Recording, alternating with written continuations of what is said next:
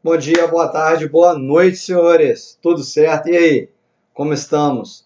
Pessoal, vimos aí a nossa parte 1 da abordagem sistêmica, parte 2 da abordagem sistêmica, e agora a gente vai para a nossa parte 3 da nossa abordagem sistêmica. Lembrando, esse é apenas o primeiro vídeo, sempre dividimos em 2 vídeos aí para ficar um pouco mais curto para vocês visualizarem, beleza? E aí, na nossa abordagem sistêmica, a gente já começa com algo que eu gosto muito, particularmente a teoria dos jogos dentro da administração. Professor, como que é essa teoria dos jogos? Pessoal, a teoria dos jogos nada mais é do que uma análise de estratégia de conflitos. Obviamente, você tem duas empresas especificamente, e aí as empresas elas vão avaliar o conflito que elas têm, obviamente, um conflito de mercado, conflito de interesse, baseado no lucro. E quando se baseia no lucro, pessoal, aí você tem uma guerra de estratégia. E aí vale praticamente tudo. Vocês devem visualizar isso. Acontece nas propagandas, as concorrências, em relação a marketing, o que se utiliza. Então, pessoal, você tem uma concorrência bem pesada aí, beleza? Então, a gente tem aqui na teoria dos jogos que nós vamos falar desse conflito de interesses. Então, sempre tentando tomar uma decisão baseada no lucro, isso que as organizações sempre visam. E uma frase que é muito interessante para você gravar aí: os benefícios de um jogador são sempre as perdas do outro. Professor, e o ganha-ganha? Pessoal, quando nós falamos de mercado, de competição, a gente precisa ser um pouco mais pragmático, ou seja, levar pela prática. O que as empresas querem? Lucro. Então, o ganha-ganha, ele existe? Ele pode existir, mas aqui para a nossa lógica de teoria dos jogos, sempre os benefícios de uma são as perdas do outro. Por quê? Não, vocês vão ver que não dá para combinar. Por quê? Você vai confiar cegamente aí no seu concorrente? Você confiaria cegamente no seu concorrente de mercado? E aí? Me dê essa resposta. Então vamos voltando aqui. A teoria dos jogos é sempre isso. Cada jogador toma uma decisão baseado no que ele acha que o outro jogador irá tomar. Pessoal, vamos prestar atenção aqui e faça suas anotações, não esqueça. Cada jogador, ele toma uma decisão baseado no que ele acha que o outro jogador vá tomar de decisão. Ou seja, é um jogo de suposições de mercado. Se você não tem uma boa suposição de mercado, fica complicado para você atuar nesse mercado, beleza?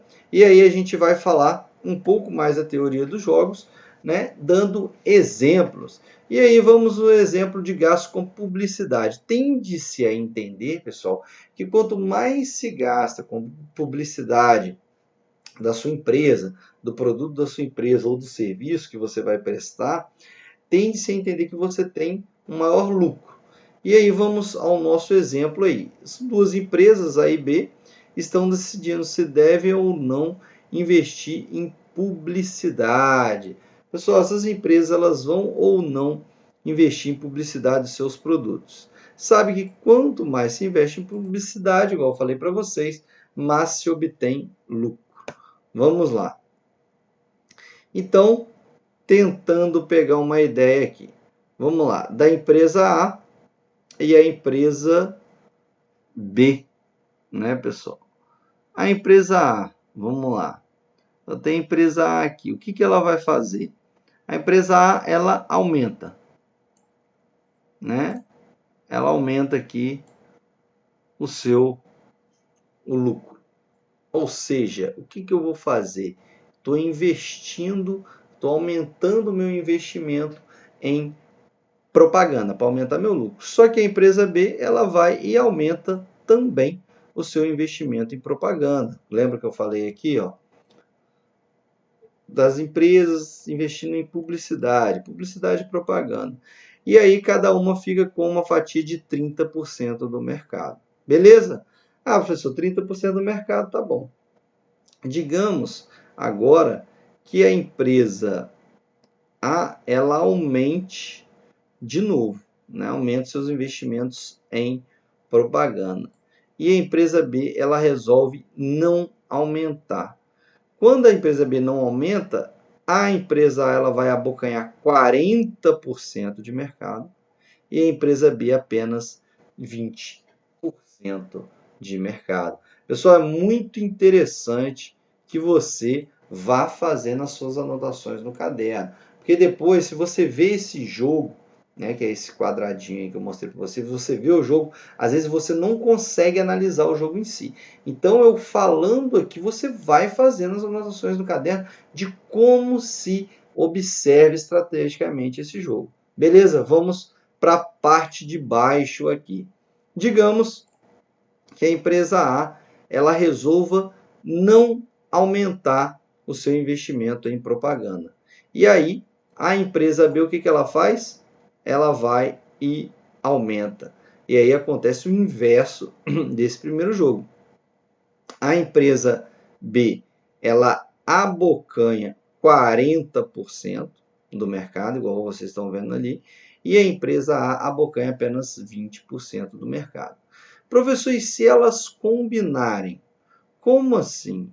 A empresa A, ela não aumenta, tendo em vista que ela combinou com a empresa B também de não aumentar a fatia do mercado.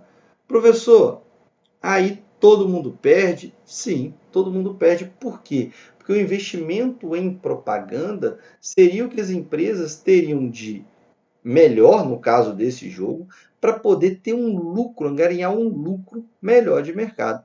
E aí, nenhuma das duas investiu, as duas ficam com a fatia de apenas 10% do mercado. Professor, então o que é melhor? Eu vou combinar com a minha empresa? O que você acha? Você acha que, com a sua empresa não, aliás, com o seu concorrente, você acha que combinar com o seu concorrente ele vai cumprir aquilo que ele te prometeu? E aí, o que vocês acham? Ou seja, independentemente do que ele fizer, nesse jogo aqui, o que você deve fazer?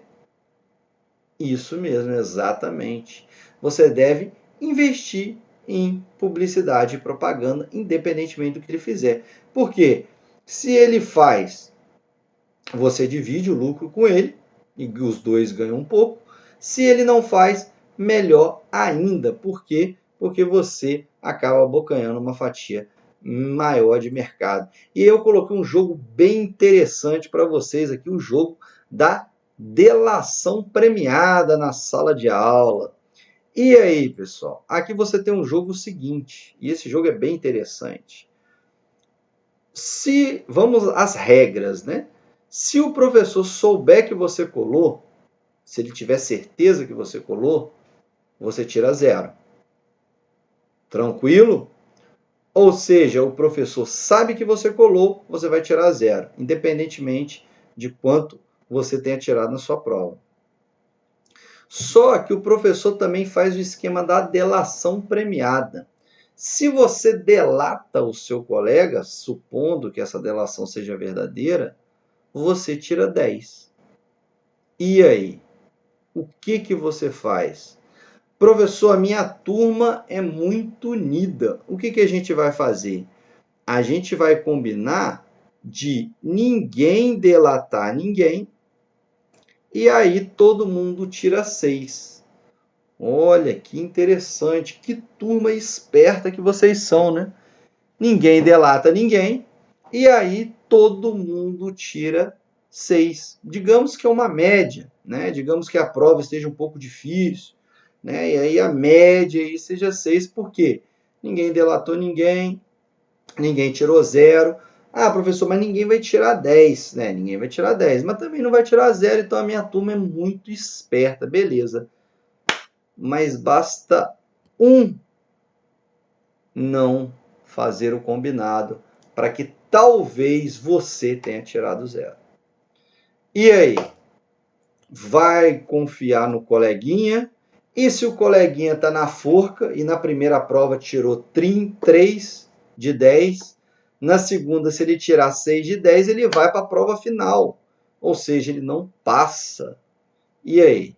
Pessoal, é isso que acontece no mercado. Vamos lá.